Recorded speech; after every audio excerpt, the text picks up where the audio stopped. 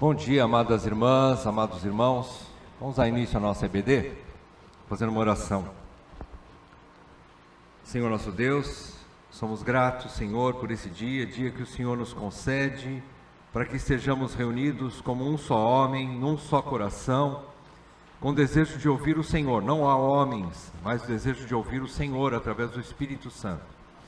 Eu quero pedir, Senhor, a Ti, especialmente, nesse momento onde a Tua Palavra é ensinada, tanto aqui na EBD, quanto logo mais no culto, no momento em que os homens proferem a Tua Palavra, rogamos que o Teu Espírito Santo opere, tanto nos que falam, quanto nos que ouvem, Senhor, para que haja fruto no meio da igreja, para que haja transformação, arrependimento e salvação, para que homens e mulheres sejam edificados na verdade, e para que tudo conduza em santidade, em vida de piedade, que glorifica o Teu nome. Ó Deus, sabemos que isso não vem de palavra humana, de retórica, e nem capacidade de homem algum, mas pelo Teu Espírito, diz o Senhor. Portanto, o Espírito Santo flua no nosso meio. E capacita-me, Pai, para que as palavras dos meus lábios e o meditar do meu coração sejam agradáveis na Tua presença, Senhor, rocha minha e Redentor meu. Peço isso em nome de Jesus. Amém, Pai. Amém. Irmãos, vamos dar continuidade ao nosso estudo de qualificações para presbíteros e diáconos. Vocês perceberam que fala muito mais sobre presbítero do que para diáconos? Não por causa de qualquer mérito, a questão dos presbíteros, ou superioridade alguma, não é nada disso, nada disso. Os dois ofícios são igualmente importantes na vida da igreja. Porém, os presbíteros são os sucessores dos apóstolos. Eles são aqueles que são os pastores da igreja, de uma forma geral, e aqueles que dão exemplo para o rebanho. São homens constituídos por Deus, levantados por Deus, para dar exemplo de conduta. Tanto é que vocês percebem que todas as qualificações de 1 Timóteo 3 e de Tito 1 fala mais da vida moral, da vida, do caráter do homem de Deus, do líder, do que das aptidões propriamente ditas. Não se exige que ele tenha alguma formação teológica, alguma coisa desse tipo, aptidões de retórica e outras coisas. É lógico que isso tudo é bom que tenha. Mas essa não é a exigência de Paulo. A exigência do Espírito Santo através de Paulo é que ele tenha um caráter transformado pela graça de Deus. Começa por aí. Então, o que nós já vimos? Nós vimos que estudamos sobre domínio de si mesmo e de sua casa. Vimos quando o Rodrigo falou sobre 1 Timóteo 3, nós vimos que fala ali, 1 Timóteo 3, fala de domínio de si mesmo, um autocontrole, domínio próprio. Por exemplo, nós vimos já que não dado ao vinho é livre de qualquer tipo de vício, não só da vício de bebida alcoólica, mas de qualquer outro tipo de vício. Primeiro ponto que Paulo fala no versículo 3 de 1 Timóteo 3. Não dado ao vinho, na sequência, o domínio também sobre reações, as suas próprias reações. Não violento, porém cordato, inimigo de contendas. Tem reações controladas, indica domínio sobre a ira, sobre o ressentimento e sobre a vingança. Não é um homem vingativo, não é um homem que quer pegar o outro na esquina quando encontra alguma controvérsia, ou alguém que se contrapõe às suas ideias, à sua liderança, enfim. Não é um homem vingativo, mas que tem domínio da sua própria ira. É um homem controlado. Tudo isso falando do domínio de si mesmo.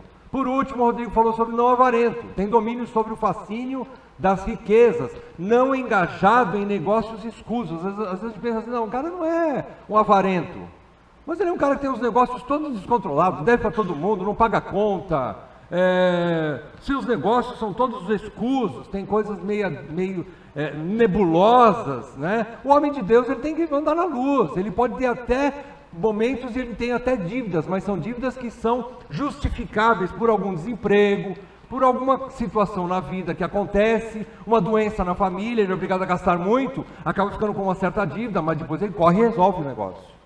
Ele vai resolver o negócio. Suas casas, carros, tudo está no nome dele. Por quê? Porque significa que ele tem autocontrole, ele tem a convicção de que ele precisa andar na luz em tudo que ele faz.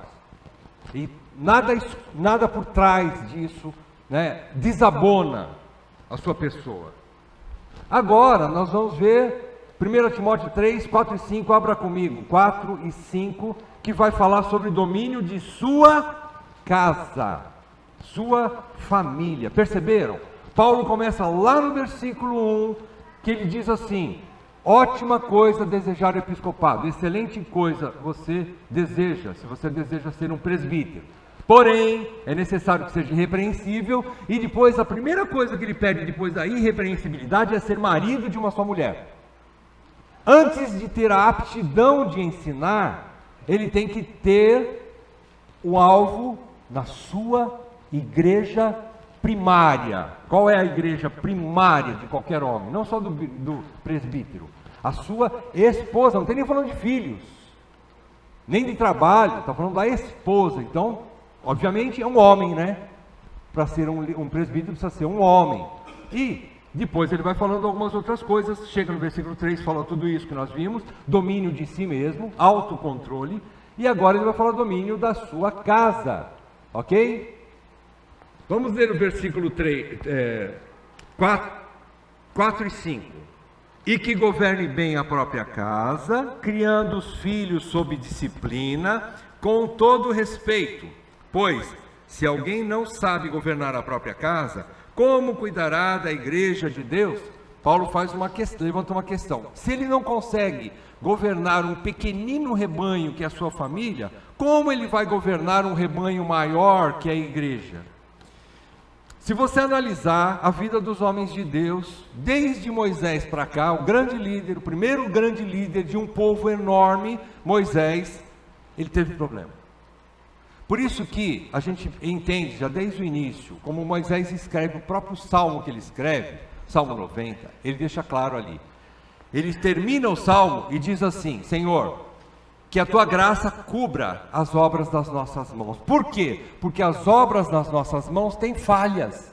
Eu preciso da tua graça cobrindo tudo isso, tá? E mesmo assim, você vai observando a vida de Davi, de outros homens, tiveram muitas falhas, mas o princípio tem que ser pregado. Qual é o princípio?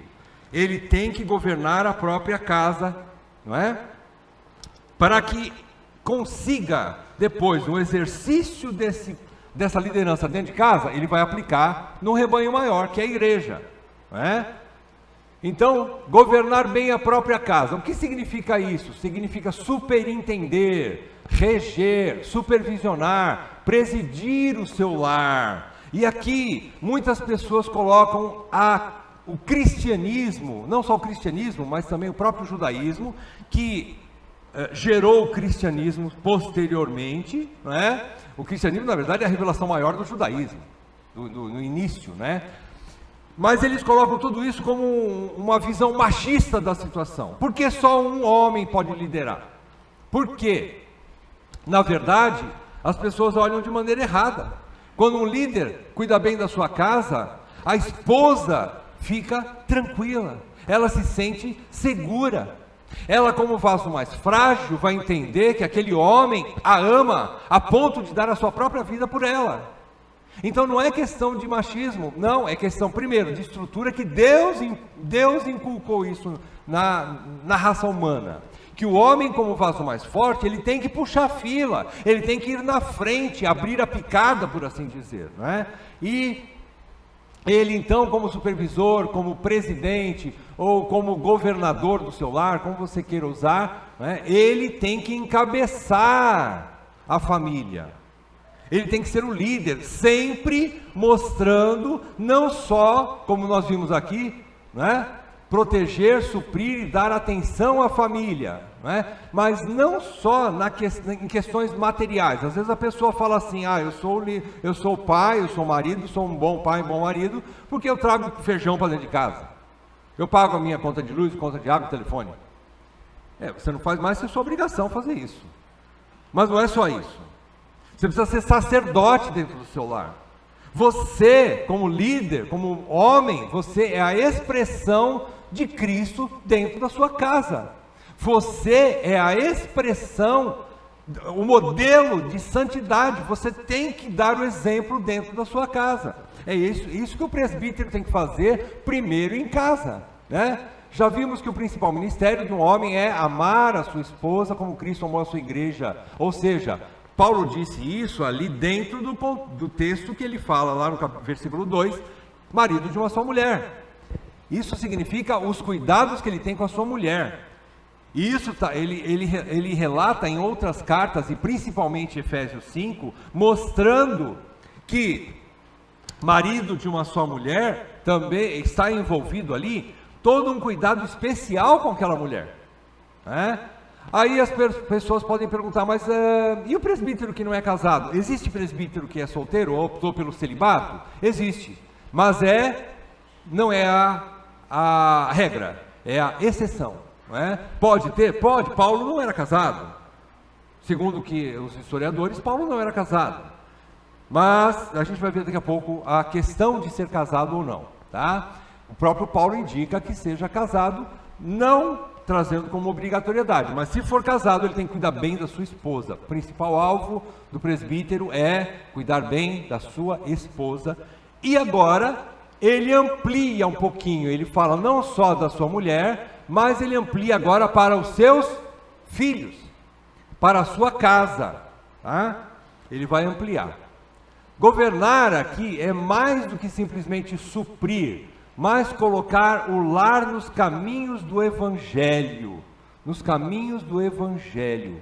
O líder espiritual, que é apto para também ser líder espiritual dentro de uma igreja, ele tem que ser um homem de estudo da palavra, ele tem que ser um homem de meditação na palavra, que ele tenha devocionais com o Senhor, tem uma intimidade com Deus, ele se relaciona com Deus. E ele não só tem essa vida de intimidade com Deus, mas ele transmite isso dentro de casa. A atmosfera do lar do homem de Deus, ela é regada de espiritualidade. Porque ele traz, como sacerdote do seu lar, ele traz a palavra, ele traz Cristo, ele traz o culto para dentro da sua casa. Ele sabe conduzir um culto dentro da igreja, porque primeiramente ele está treinando isso em casa, com seus filhos, com sua esposa. Então, governar é isso, é mais do que ficar mandando. Aliás, não é essa a vida de um homem de Deus, seja oficial ou não, ficar só dando ordens. Às vezes é necessário você se despir da sua falsa capa de santidade e lavar uma louça para sua esposa. Cuidar ajudar a limpar o quintal, ajudar a fazer outras coisas, cuidar de filhos, lavar roupa. A esposa, às vezes, com necessidades, né, dentro do lar, principalmente quando a família é grande, precisa dividir. Isso faz parte também dos cuidados. E eu admiro muito, aliás, não só eu, mas outros homens de Deus também falam que é admirável ver homens que são homens de púlpito, mas também são homens de pia, né? Que sabe lavar louça, sabe cuidar de um arroz, fazer um arroz, né? E ajuda a servir a esposa. Isso é admirável. Isso é admirável. Hã? Não entendi? Não é a regra. Exatamente. Não é a regra, é uma exceção, mas é uma boa exceção, né? Eu acho que isso aí transmite realmente o interesse daquele homem por aquela que é mais importante do que sua própria igreja, que é sua esposa, né? E ele está colocando isso em alto, num lugar alto, né? O celibato, vamos falar um pouco sobre o celibato. Então, o presbítero pode ser um homem que não é casado? Pode. Só que tem uma questãozinha, o celibato, apesar de permitido entre os oficiais, não confere a experiência nos relacionamentos humanos que a vida familiar confere. É óbvio, gente, isso é questão de matemática, é questão de ser óbvio. Quem é casado sabe lidar com as situações dentro do casamento. Quem é casado e tem filhos sabe lidar com essas situações e pode ajudar outras pessoas, outros irmãos, outras famílias, com a experiência que ele já tem. Então, mais uma vez, não está fechado somente para homens casados, mas o homem sendo casado, ele tem mais experiência, ele tem mais vivência com a situação dentro do lar, que pode ajudar outros irmãos. Eu acho interessante, quando nós nos casamos, nós éramos católicos romanos, né? E quando nós nos casamos, a gente percebeu que o padre que ia fazer nossa cerimônia não foi o mesmo que deu o curso de noivo para nós. Por quê? Porque o padre não tem experiência nenhuma de noivado, de noivo, né? De família. Então ele não pôde ministrar a gente, foi um outro casal que ministrou. Deixa para lá. Mas a questão é que aquele que não tem a experiência, a vivência, né, a carga, como a própria palavra diz, algumas marcas ao longo do caminho, essa pessoa que não tem isso, ele não consegue transmitir com mais clareza, com mais objetividade, dando exemplos, situações que ele mesmo vivenciou para outros casais, né, ou para outros homens. Então, o celibato é permitido, mas é importante que tenhamos também presbíteros que sejam casados e que tenham essa experiência de vida dentro do casamento, né? Continuando, domínio de sua casa, quando Paulo fala criar filhos sob disciplina, e Tito 1,6, se você pegar o texto paralelo, lá em Tito 1,6, vai falar que os filhos desses oficiais, presbíteros, não podem ser dissolutos, não viverem em dissolução, e nem em insubordinação, não sejam insubordinados. Queridos, isso aqui é uma coisa que coloca qualquer um de nós em bico de sinuca, porque nós não conseguimos inculcar obediência na vida de ninguém. Malemar, como diz os antigos, né? Nós conseguimos, com muito esforço, obedecer aos princípios de Deus por nós mesmos. Quanto mais inculcar isso no filho, na esposa ou em outra pessoa. Porém, Paulo diz que precisa que os filhos vivam sob disciplina, não sejam dissolutos nem insubordinados. Não significa que ministros terão sempre filhos perfeitos e sem pecados, mas como a família está sendo conduzida, obviamente por esse homem, como ela está sendo conduzida, que tipo de disciplina é imposta?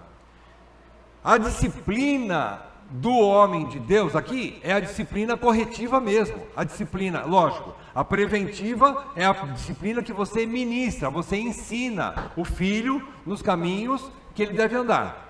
Se ele não obedecer, aí você aplica a disciplina corretiva, é a vara, como vocês perceberam que nós estamos explicando as mesmas coisas que a gente vem falando nas reuniões de EBDs, né, sobre família, e mais que isso, irmãs, presta atenção, tudo isso que nós estamos vendo aqui, nós já vimos, assim, de uma maneira bastante profunda, mais profunda, assim, até exaustiva, nos estudos de homens. O livro que nós estamos lendo é tudo isso aqui, irmãs. Por isso cobre dos seus maridos, se eles não estão vivendo isso aqui. Tá? Não é só dos presbíteros. É uma coisa tola quando tem gente que fala assim, a esposa reclama que o marido não trata a esposa bem, né? Aí ela fala, você não vê como é que o nosso pastor, nosso líder, trata a esposa e tal. Aí ele fala assim, não, mas eu não sou presbítero. Não te isenta de você fazer as mesmas coisas. O presbítero só é uma ovelha de frente. E você tem que imitar tudo isso, como o presbítero é imitador de Cristo. Não isenta o homem que não é oficial de ser obediente também, cuidar bem da sua esposa e cuidar bem da sua família. Então, que disciplina esse homem está trazendo para dentro de casa? Qual é a disciplina que ele está impondo? Será que ele tem domínio sobre os filhos? Será que a criancinha pequenininha já passa a perna nele? Será que ele não consegue chegar e colocar um filho para, por exemplo, participar de um culto e ele ficar ali quietinho? Será que o pai não tem essa condição? Aí a gente vai vendo que tipo de disciplina esse homem está aplicando em casa, né? Porque isso não começa quando chega no culto, começa lá em casa. O treinamento começa lá em casa, né? É isso que Paulo ensina quando ele fala trazendo sobre disciplina, que os filhos não sejam dissolutos nem insubordinados. Apesar de não garantir nada disso, de tudo que você pode fazer, apesar de tudo isso, seu filho ainda pode se rebelar? Pode acontecer. Mas você tem a convicção de que você fez o que Deus disse para você fazer. Orientar, disciplinar, até mesmo usando alguma repreensão mais séria, você fez o que pôde. Ainda assim o filho é contumaz, rebelde, não se emendou, você está livre de qualquer tipo de condenação. Dói no coração de um pai ver os filhos se desviando dos caminhos do Senhor. Ainda mais quando ele fez o que ele pôde, né? O melhor que ele pôde para segurar o filho nos caminhos do Senhor. Pode acontecer esse desvio? Pode. Mas você tem que ter paz no seu coração quando você fez o que deveria ter sido feito. Quando você pegou todas as orientações que o Senhor nos deixa na palavra de Deus, aplicou dentro do seu lar e mesmo assim aconteceu alguma desgraça, fique em paz, meu irmão. Fique em paz. Nós precisamos ter essa paz no coração, essa convicção. Mas não deixe de aplicar isso dentro de casa, óbvio, não é? Não está no poder do homem converter os filhos a Cristo, mas Cristo lhe concede autoridade para criar filhos disciplinados, respeitosos e obedientes. O Senhor nos concede essa graça. Mais uma vez, não só para presbíteros, não só para oficiais, para todos os pais. É através do pai, dentro do seu lar, administrando bem o seu lar, sendo sacerdote dentro do seu lar, é através disso que os filhos vão aprender os caminhos do Senhor, é através da nossa conduta. Mais uma vez, voltando a Deuteronômio 6, lembram-se, nós estudamos também exaustivamente Deuteronômio 6, o homem da casa é o sacerdote que deve não só meditar e ter o coração voltado para Deus e para a lei do Senhor, mas ele deve trazer essa lei do Senhor para dentro da sua casa, não é? Então, ainda que não haja essa obediência, nós temos que aplicar isso dentro de casa. Nós temos que fazer com que o nosso lar seja uma miniatura da igreja. Aí as pessoas podem perguntar, isso a gente já ensinou, como que o homem lidera o seu lar no culto doméstico? Como que eu faço um culto doméstico? Vou dar mais uma vez o exemplo. O culto doméstico, que é tão importante e tão deixado de lado nesses últimos dias, mais importante do que o ensino secular. Teu filho pode até cursar uma grande universidade, aí ter um diploma muito bacana, mas se ele não tiver o evangelho no seu coração, nós fracassamos. Então, como é que a gente faz isso? Pelos mesmos elementos que você vê no culto da igreja. O que tem no culto da igreja?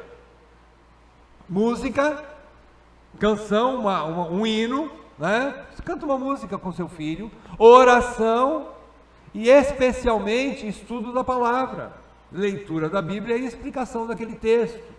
Só, não se inventa moda. Esse é o culto doméstico, não é? O limite da responsabilidade do pai cristão sobre seus filhos está mais focado, né, o limite, focado enquanto estão sob seu teto, governar a sua própria casa, como diz Paulo aqui. Mas a responsabilidade do pai presbítero, e eu digo mais, de qualquer pai, vai além, né, dos limites da sua casa.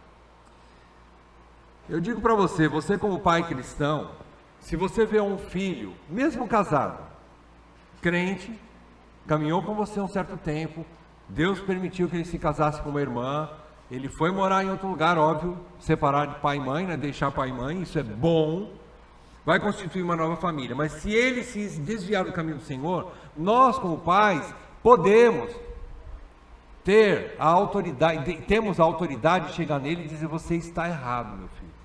Eu não posso fazer mais do que eu fazia quando você era criança, estava lá debaixo do meu teto, quando eu usava a vara para te disciplinar, eu não posso fazer mais isso. Mas eu quero te repreender. E uso o Senhor, em nome de Jesus, eu quero dizer para você que você está errado. Se você entrar por um caminho outro aí que não seja os caminhos do Senhor, você está errado.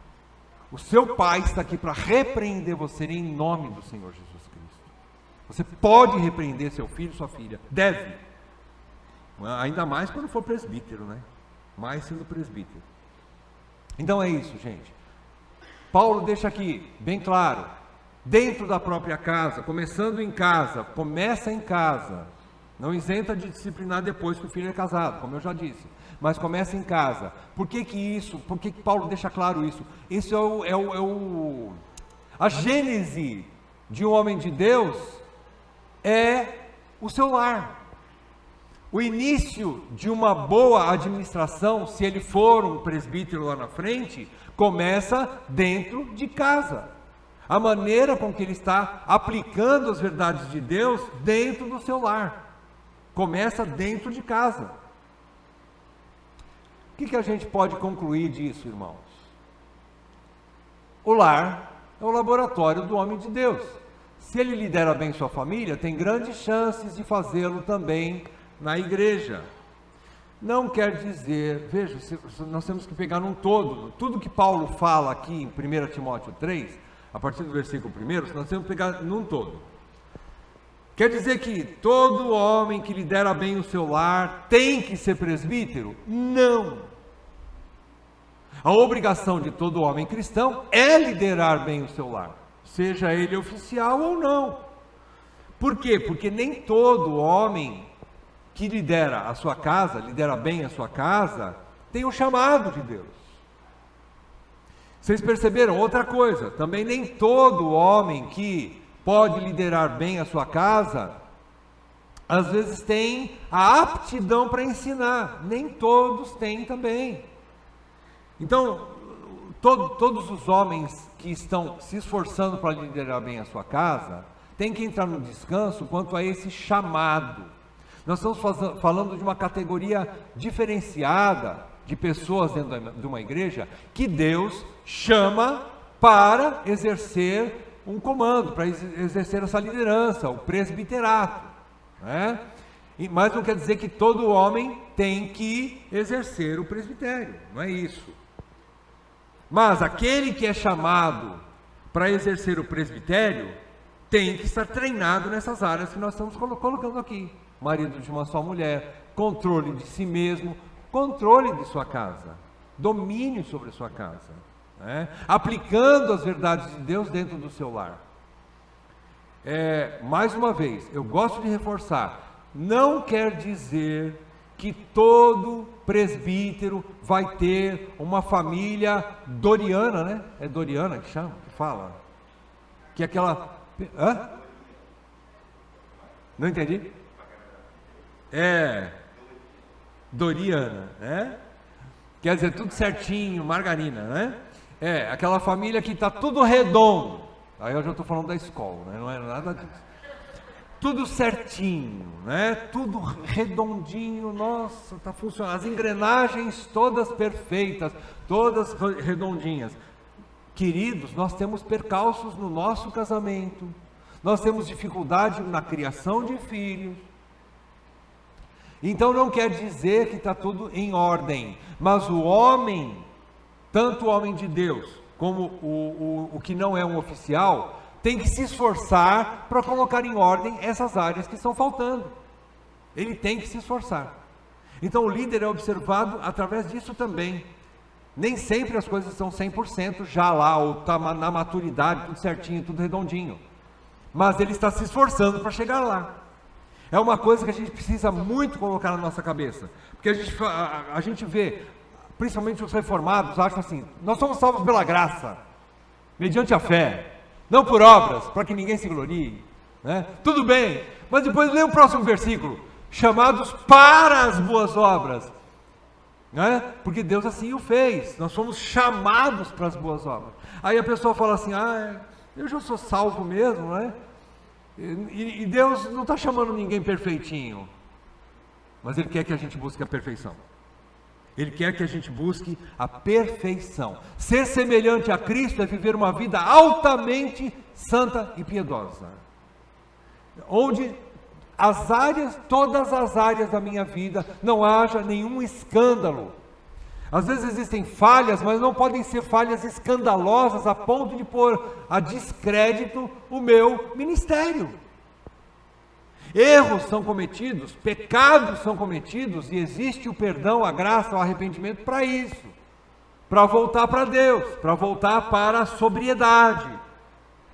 Uma boa consciência diante de Deus não quer dizer que a pessoa está livre de qualquer condenação o tempo todo. Boa consciência diante de Deus é quando o Espírito Santo toca no meu coração, na minha... Por que Deus nos deu a consciência? Para a gente ter noção do certo e do errado. O Espírito Santo, quando você tem uma boa consciência diante de Deus, significa que quando o Espírito Santo toca no seu coração, na sua consciência, sobre um pecado que você cometeu, você rapidamente vai consertar aquele pecado. Isso é boa consciência diante de Deus. Nem sempre é deitar na cama, no travesseiro, e dizer assim: hoje, graças a Deus, não pequei. Hoje eu não errei, não cometi nenhum erro. É bom isso também? É claro que é bom, eu sei que é bom. Mas boa consciência diante de Deus é muito mais do que isso. É ser maleável, dócil, quando o Espírito Santo fala assim: você errou, vai lá pedir perdão, seja lá para quem for. Vai restituir o que você roubou, vai colocar em ordem a sua casa, vai cuidar do seu casamento mais coerentemente. Quando o Espírito Santo toca na nossa consciência e você cede e vai em busca da restauração, da reconciliação, do perdão, do arrependimento, isso é boa consciência, é uma consciência que está funcionando, não está cauterizada. Quando a gente vai deixando o pecado acumular, chega num ponto que você não tem mais sensibilidade. Quando o Espírito Santo toca em você, ele pode chegar com a vara e você não vai, não, eu não fiz nada. Não tem mais sensibilidade. Isso é uma consciência que está doentia, quebrada, não está funcionando. Não é a boa consciência que Paulo fala. Então tá. O laboratório do homem de Deus é o lar. Na sequência, mas, para que sua autoridade seja reconhecida em sua própria casa, ele deve ter controle de si mesmo, mostrando autodisciplina, coerência entre ética e ensino e disciplina, dando exemplo de responsabilidade, honestidade, piedade e santidade. Perceberam a junção entre domínio de si mesmo? Qual é o versículo que fala domínio de si mesmo? Versículo 3. Não dado ao vinho, não iracundo, domínio sobre o dinheiro, foi o que o Rodrigo falou semana passada. Então, quando ele tem esse domínio, ele é um homem disciplinado, ele está dando exemplo. Aí ele vai ter condições, ele vai ter autoridade, ele vai ser modelo, ele vai ser coerente, porque ele não pode cobrar dos seus filhos, nem da sua esposa, dentro do seu lar, aquilo que ele mesmo não pratica. Então, se ele não pratica, qual é a autoridade desse homem, se ele não tem esse controle de si mesmo? Perceberam a necessidade de ele dominar-se a si mesmo primeiro? Ele precisa exercitar o domínio próprio, é fruto do Espírito. Ele precisa dominar a si mesmo. Depois ele vai controlar a sua casa, não é? Vai dar o exemplo. Terceiro lugar, a falta de autocontrole e de governo do seu lar coloca em descrédito o candidato ao oficialato, quando ele não tem domínio de si mesmo. Por exemplo, ele é entregue a algum tipo de vício, ou ele é um homem encrenqueiro, ele quer que a vontade dele seja cumprida a qualquer custo, de qualquer maneira. Sabe aquela historinha? Olha, eu dou um boi para não entrar numa briga, mas dou uma boiada para não sair. Tem gente que é assim, vê defeito em tudo, e briga para que a vontade dele seja feita, e não cede de jeito nenhum, até que a vontade dele se cumpra. Como se ele fosse o centro do universo. Nós somos quebrados, irmãos. O vaso que Deus usa tem que ser quebrado. Vaso, você entende o que eu quero dizer, né? Os vasos que são úteis para o reino de Deus, homens, mulheres, seja lá quem for, oficial, não oficial. Deus primeiro quebra a gente. Nós precisamos ser maleáveis nas mãos do Senhor.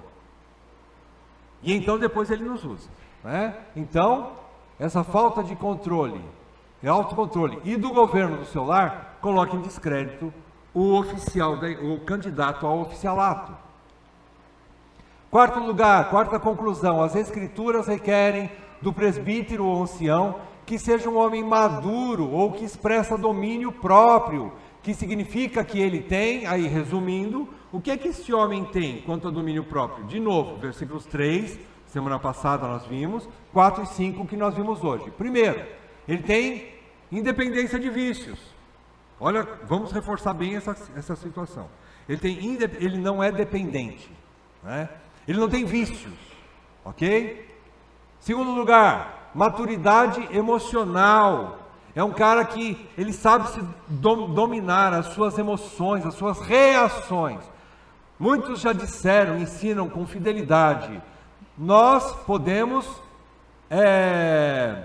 programar as nossas ações, mas nós não conseguimos programar as nossas reações. Muitas vezes as nossas reações, a gente perde o domínio. É o caso da ira, é o caso de outras coisas. Então como fazer isso? Encha-se do Espírito. Você não consegue dominar as suas reações, mas o Espírito Santo sim, ele tem poder para te refrear na hora que você está para falar uma coisa grosseira para tua esposa, porque você sentiu o teu calo, que ela pisou em cima, e você vai falar alguma coisa e o Espírito Santo te dá graça de você não falar. E assim coisa semelhante, no trabalho, na rua, onde quer que seja, onde quer que for. Domínio de si mesmo, né? Então ele tem essa maturidade emocional. Ele tem mansidão de coração, como eu já disse para vocês. O homem de Deus, o homem líder, ele tem que ser maleável nas mãos do seu Senhor. E mais do que isso, ser maleável, é fácil a gente falar, eu sou maleável nas mãos do meu Senhor. Mas lá, na reunião de presbitério, com os diáconos, ele é um cara bravo, ele é um cara... Irmãos, eu estou falando isso em carteirinha. Como a gente precisa ainda desse trabalhar de Deus na nossa vida? Porque a gente quer que a nossa vontade prevaleça. Eu sou tentado nisso o tempo todo, queridos. Porque às vezes pensa, por ser o irmão mais velho, talvez um pouco mais experiente, quem disse? Quem disse que velhice é sinal de maturidade? Quem disse? Às vezes não é. Deveria ser, mas às vezes não é. E às vezes eu quero impor a minha vontade. Então nós precisamos ser quebrados, irmãos. Quebrados, dependemos do Espírito Santo, irmão. Custa perdão, vergonha depois lá no grupo, lá, irmão, me perdoa. Como eu fui grosso, irmão. Como eu preciso ser quebrado. E a gente passa vergonha. É bom, porque a gente vai aprendendo, às vezes, na paulada que Deus vai dando depois, né? Deus vai acertando. É assim, nós precisamos ser quebrados. Então, ele precisa ser um homem de coração manso e humilde, como o seu Senhor é. Coração manso e humilde, maleável nas mãos do seu Senhor e submisso aos seus companheiros de ministério. Isso é difícil, mas é possível pelo poder do Espírito Santo. Senão Deus não ia mandar essas coisas dentro da igreja. Tudo que Deus ordena na igreja é possível de todos nós praticarmos, queridos. Todos nós. E por último, desapego ao dinheiro. Lembram-se naquele texto também, no versículo 3, que ele não está apegado ao dinheiro. Mais uma vez falando, ele não está somente preocupado. A questão não é só a avareza. Às vezes, ele não conseguiu ainda entender que, vez por outra, ele pode até acontecer de ter que trocar o culto da igreja, o momento de reunião, outras coisas, eventos dentro da igreja, por causa de uma situação de trabalho normal, isso acontece. Agora, quando ele coloca o trabalho acima, em todas as questões acima da igreja, acima dos cultos, por exemplo, ele está sendo envolvido nisso aqui, ó. Ele está mais preocupado com o seu ganho do que com o seu relacionamento com Deus. Quando ele não tem tempo dentro de casa para abrir a Bíblia com a sua família e orar junto com a família e fazer o culto doméstico, por exemplo. Por quê? Porque ele está envolvido excessivamente com o trabalho. Eu sei que todos nós temos situações diferentes, a minha é diferente da sua, do Marcelo, e assim vai. Cada um de nós tem uma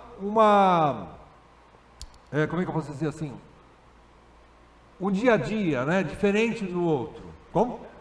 Rotina diferente uma da outra. Mas todos nós, como cristãos, precisamos colocar o reino de Deus em primeiro lugar. Todos nós. Um vai fazer um culto uma vez só por semana, outro vai fazer 2 por semana, outro vai fazer de manhã, outro vai fazer à noite, outro vai fazer meio-dia, outro vai fazer de sábado. Não importa. Não importa. Cada um vai criar a sua rotina, né? Mas colocando o reino de Deus em primeiro lugar. Eu sofria muito lá atrás, quando eu comecei eu era apaixonado pelo diaconato. Eu comecei aqui nessa igreja como diácono. 96 eu comecei como diácono. E eu era apaixonado, só que eu trabalhava num lugar onde eu não podia sair para atender os meus irmãos, por exemplo, no horário do expediente. É verdade. A maioria de nós não pode, na verdade, né? A maioria de nós não pode. Só que aquilo começou a me incomodar muito, porque era sempre. Ou seja, eu nunca tinha essa condição, né? E eu percebi que os meus irmãos precisavam de mim. E eu tive que tomar uma atitude. Né? Eu não estou recomendando que vocês façam a mesma coisa, não é isso que eu estou querendo dizer. Mas eu tive que tomar uma atitude, porque eu tive essa paz no meu coração, com a minha esposa, com os meus filhos, conversando em casa. Eu tive que sair daquele lugar, procurar um outro emprego, para que eu tivesse mais maleabilidade de tempo, porque eu queria atender os meus irmãos, queria atender a igreja. Eu não estou dizendo que tem que imitar literalmente, queridos. Eu estou dando um exemplo aqui, aliás, não estou dando exemplo, estou contando a minha experiência. Mas a gente precisa ter sempre em mente, principalmente o oficial da igreja. Por isso que ele é um homem comissionado, porque Deus já colocou no coração dele, quando ele deseja episcopado, alguma coisa diferente. Ele olha para a igreja de forma diferente. Ele olha para a igreja, tipo assim, aqui é meu lugar. Primeiro, ele veste a camisa. Segundo, ele diz assim, eu compro a briga para proteger esses irmãos, custe o que custar. Eu vou entrar aqui em campo, porque eu quero ser útil para esse povo. Então ele já vai com isso na cabeça, ele já tem isso na cabeça. E ele vai coordenar todas as coisas na sua vida, para que isso tenha espaço, a igreja tenha espaço na sua vida. Tem espaço na sua vida. Isso faz parte, né? Então, ele tem esse desapego ao dinheiro. Quinto e último lugar, sua liderança no lar ou na igreja não se dá por meio de violência ou dominação tirânica, mas através de liderança servil, amorosa, gentil e exemplar. Principalmente exemplar. Principalmente sendo modelo para o rebanho, como Pedro diz lá no capítulo 5 da sua primeira carta, sendo modelos para o rebanho. Aqui, meus queridos, quando a liderança no lar ou na igreja não pode ser por violência, aqui por despotismo, nós entendemos que isso é uma realidade que está no coração de qualquer um de nós. Por isso que vai entrar na próxima questão que nós vamos estudar na semana que vem, que é não neófito. Porque o maduro, quando o homem é maduro, ele entende, já entendeu, já aprendeu, no treinamento que Deus está lhe dando, que ele precisa ser maleável. Mais uma vez voltando na maleabilidade, ele precisa ser maleável, ele precisa entender, ele precisa ser longânimo, misericordioso com seus irmãos. Ele precisa entender que é pelo exemplo, não é pela força. Ele não tem poder de mudar o coração dos irmãos, de fazer a igreja obedecer tudo que ele ensina. Ele não tem esse poder, mas ele descansa nas mãos do Espírito Santo, que faz essa obra por ele. Aliás, é o único que faz, é o Espírito. O homem precisa, porque a tirania quer impor. Isso é chefe, isso é chefe. Nós não temos chefe, nós temos líder. Líder é aquele que dá o exemplo, que mostra como faz. É diferente. Então é isso que um presbítero faz, de forma servil, amorosa, gentil e exemplar. Mas nunca tem que repreender? Tem que repreender, de vez em quando tem que repreender. A gente precisa entender que toda liderança também conta com alguma dose de firmeza. Por quê? Porque os nossos comandados são pecadores como nós, rebeldes, duros de coração como nós. E às vezes é necessário também uma pitada de firmeza, não é? Nosso tempo já foi, mas eu quero que os irmãos observem mais uma palavra aqui do Dr. Carson quanto a essa questão. Dr. Carson é um teólogo canadense. Ele diz assim: eu gostaria de ver presbíteros na igreja conduzindo a adoração familiar, ensinando às crianças os caminhos de Deus, refletindo padrões de modelo e disciplina, refletindo padrões de modelo e disciplina na sua própria vida, lógico, já que é isso que demonstra a qualificação deles para papéis semelhantes na igreja. O que é que o Carson falou? Carson falou assim: eles precisam ser modelo, eles precisam ser disciplinados, eles precisam ter autocontrole, e eles precisam começar em casa. Repetindo, o lar é o laboratório do homem de Deus. Muitos dizem assim: nenhum sucesso compensa o fracasso no casamento. É a grande verdade. Segunda, também semelhante: nenhum sucesso compensa o fracasso dentro da família. Mais uma vez, não liga o fracasso quando você fez de tudo para conduzir seus filhos nos caminhos do Senhor e ele se desviou. Mas se você não vê uma palha sequer para fazer isso, a culpa é sua. Você é responsável. Nós precisamos entender isso. Se você não fez o que Deus ordena, volta lá em Deuteronômio 6, o que Deus ordena que você faça, se você aplicou isso dentro da sua casa, fique em paz, meu irmão, ainda que seus filhos se desviem de uma maneira terrível, tenha paz diante de Deus, ok? Agora, se você não fez nada disso, eu posso dizer para você que você vai ser cobrado, porque você é o homem da casa, é o presbítero da sua casa, oficial na igreja ou não, você é presbítero na sua casa. Então nós precisamos tomar esse cuidado, amém? Tem alguma questão que vocês queiram complementar? Ou fazer alguma pergunta? Não? Oremos então. Ó Deus, começando na minha vida, Senhor, nós precisamos dessa graça, Senhor, que a Tua palavra mexa novamente os nossos corações. Pai, especialmente nesse período que o Senhor está nos preparando para uma nova eleição dos Teus ministros aqui dentro da igreja.